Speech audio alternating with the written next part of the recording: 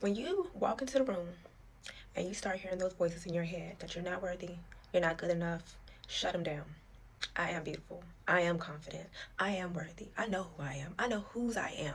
Yes, I can wear this dress. Yes, I can wear these heels. Yes, I can walk in this confidently. Yes, I can be who I say I'm going to be. The person that I imagine I can be. I can be her. I am going to be her because I'm worthy, because I'm magnificent, because God says I am beautifully and wonderfully made, that I know who I am in Him, and who I am in Him is not who they think that I am. I am who I believe that I am, and who God says I am, and I'm not supposed to look like them. I'm supposed to look like me, because there's only one me. So when you look at them and say, I don't look like them, you're not supposed to. You're supposed to look like you. My body don't look like that. It's not supposed to. You're supposed to look like you. Now, can we work on your overall image? Absolutely. But we need to work on your mental. We need to work on your inside. We need to make sure that you are walking in confidently knowing that I can put this on. I can put that ish on.